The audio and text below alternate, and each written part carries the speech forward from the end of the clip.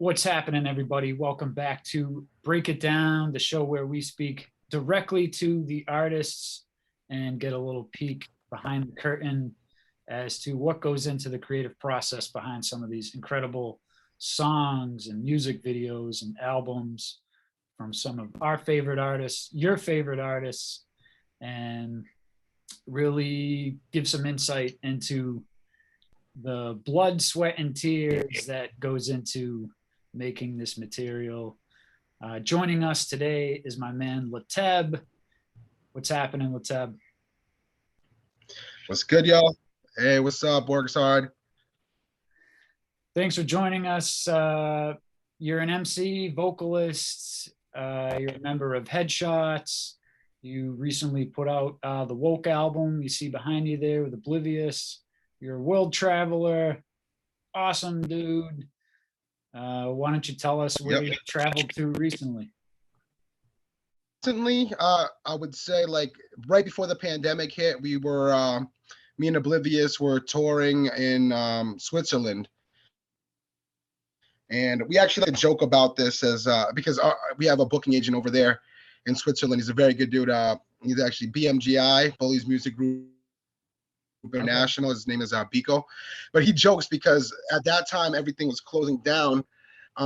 We did these jokes that we did the last show on the earth before the pandemic hit because it was literally closed on all the venues in Geneva, Switzerland, and we still had the show booked, and we had to switch the venue to a smaller venue just to do the show because nobody was allowed to have big crowds. Right. But we still did the show, and then like literally had to fly back, take an emergency flight after that. So the last place we were at was in Switzerland. We touched Hungary as well, but we had to cut that tour short because of the pandemic. So yeah, that's where we at. Nice. And you went to Costa Rica recently?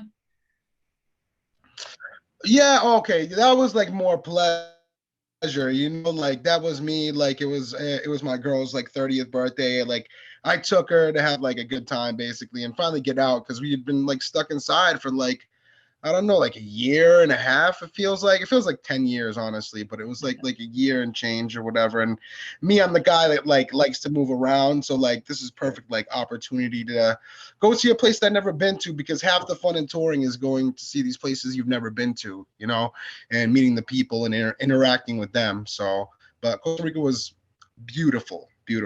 Lots of jungle, lots of animals, and yeah, the people were awesome. Nice. It looks amazing. I hope to make it down there someday. We're looking at some property in Nicaragua, but we need to go down there first, and I'm not sure when we're going to have an opportunity. So, nonetheless, today I want to talk about Gray Sunshine. So let's break it down. Gray Sunshine was the first single you released off of your recently released album, The Undone. Produced by LOB.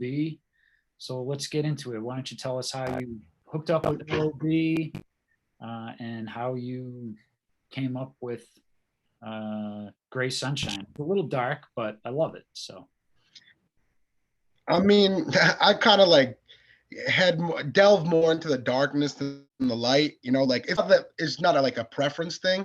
It's just how I write. Like historically, I guess. But the way the metal LOB was, I did a couple of grind mode ciphers years and years ago. Maybe could have been like 6 years ago. And one of the ones we did, I did one over a Melody beat because Melody's Headshots, right? And then the other one I did, which was the first one I did actually, was over an LOB beat. And this guy, it was just like so hard hitting, and I'm just like, man, this thing's kind of killer. Like I wish I just had like this production for myself instead of doing this cipher with all these guys so I could like actually build a song around it. So I ended up hitting him up and being like, hey, send me some stuff, maybe we could do some stuff. And then he sent me like one pack of beats, and I was really digging a lot of them. I think my mind was in that place at the time, like still I was like kind of fresh out of prison, and like my mind was in that aggressive state, like it was like primal almost. But I had started toying with things like different formats and stuff like that because I just get bored with doing the same thing all the time. So yeah, and actually Gray Sunshine was probably the first beat I liked out of his, that out of that first beat pack that he sent me, I think. Yeah.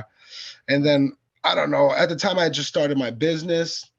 So when LOB sent me that, I'm like, man, like this is killer. And then he had a handful of other beats that I loved. And I'm just like, man, maybe we should just do a project together. And that's how that came to fruition. But I remember like hearing that beat and it was just like, man, this is like one of the sickest beats I ever heard in my life. You know, like I'm just like, this has got to be something epic. And I don't even know where this came from. But that's actually the first song I ever sang on, period.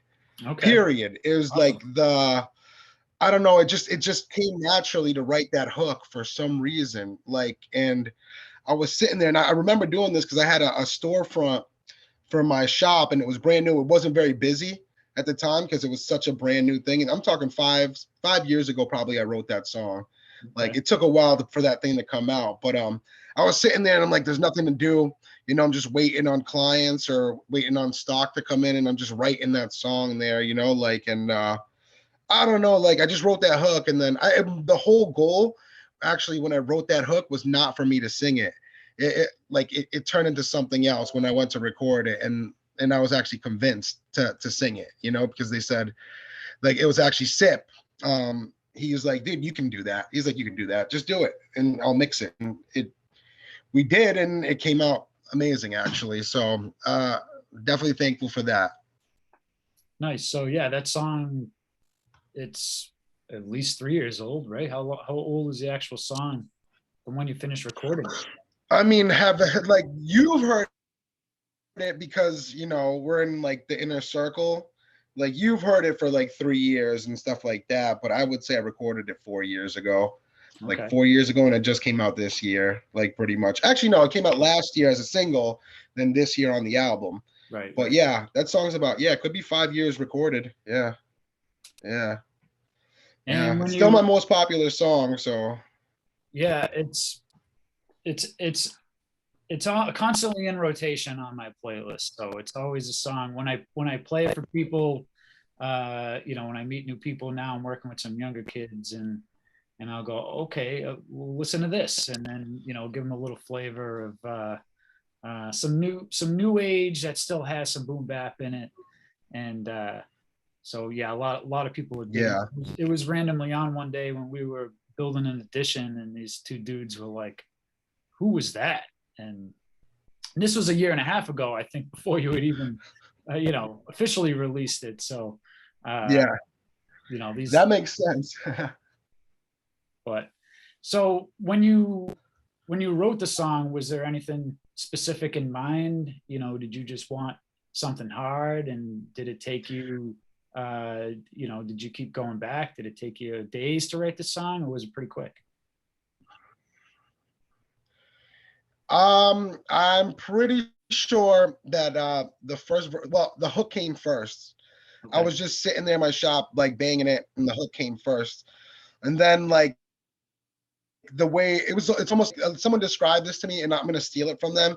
That it's like the song is like a beautiful threat. It's like I don't know, like a harmonious threat. Yeah, So sure. like I just like that description, so I'm gonna steal it.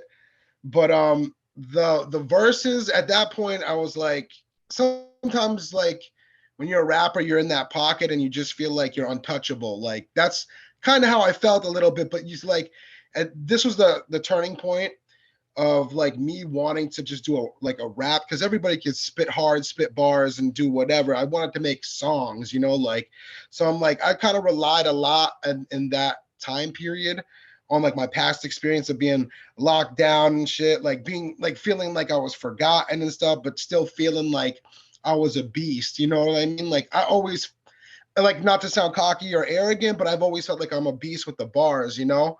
And now, as I transition and getting older, and I'm like trying to play with new styles, I want to become a beast in every facet. So like, I don't know that at that point, I was just like, I just wanted to rip it, but I wanted to mean something, you know. So that's that first verse I probably wrote right there on the spot. I want to say the same day I wrote the hook. Second verse, I probably wrote that the following day, and maybe the whole song took. If you're compiling the time it took to write, 2 hours.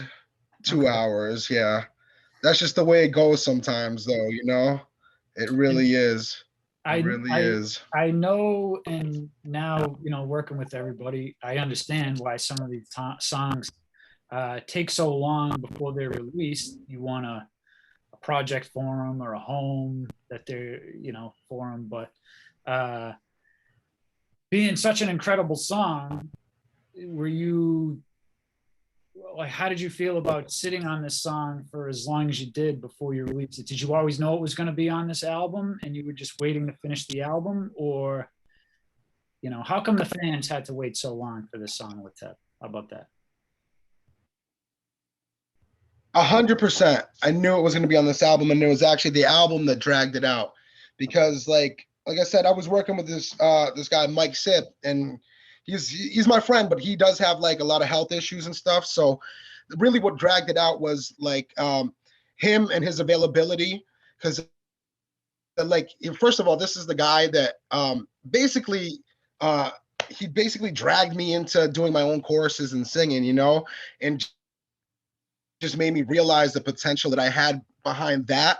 So like I almost didn't want to switch my engineer because of the time constraints. And it's like he's an amazing engineer and stuff, but like the availability, it just felt like I was waiting forever at times.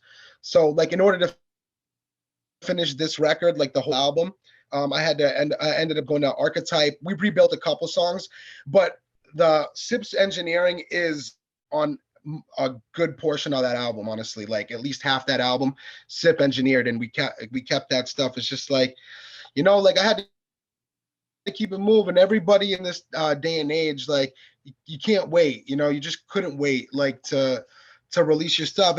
This is like the age of like instant gratification. So it's like, oh, this comes out, boom, boom, boom, boom. Oh, you need more stuff to come out so people don't get tired of you. So it's just like, yeah, he's amazing, and I respect him greatly. But yeah, like I needed to move on just so I could get this stuff out in a timely fashion. But yeah, still much respect to him. If it wasn't for him, I'd really give him credit for this. Like I wouldn't be singing right now. I would still be doing the rapping, the verses, and like I always feel like that's my foundation. But it's not where I want to be forever now. It's like I want to expand, like where I'm going with musically, and it's all because of him. So I got to give him credit there for sure. Yeah, shout outs to Sip. The song is Gray Sunshine, produced by LOB, and we're going to get a little flavor of it right now.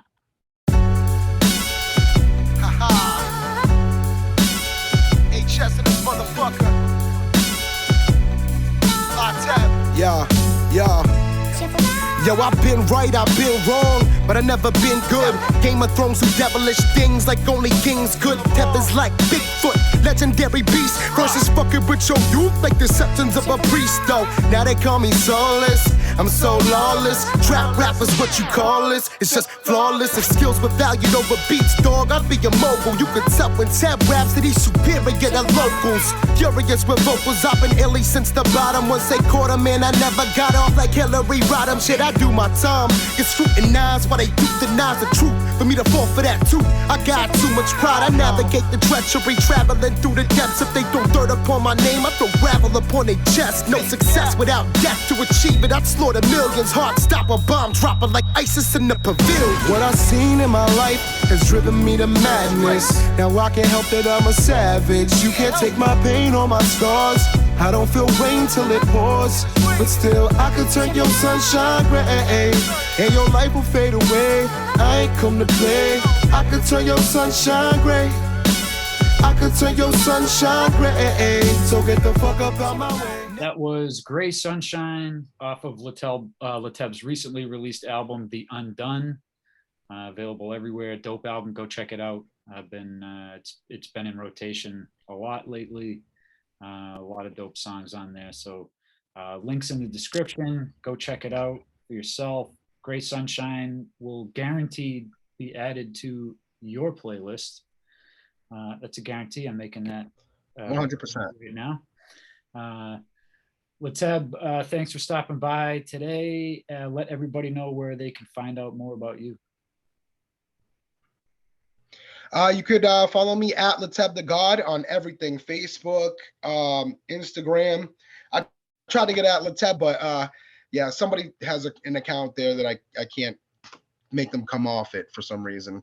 But at Lateb the God on everything, Spotify, you look me at Lateb, Apple Music, Lateb, you know, Undone is the album. And yeah, that's where you can find me. Awesome. At Lateb the God. Appreciate you stopping by today, my friend, and everyone listening. Thank you for checking out Break It Down. More episodes on the way. Peace. Thank you for tuning in to another episode of Break It Down. Subscribe to us on YouTube, Spotify, iTunes, or wherever you get your podcast. If there's a song or video you want us to break down with an artist, hit us up on social media at Own Lane Music, or hit the artist up directly and mention our show. Maybe we can talk to him. That's it, everyone. Peace out.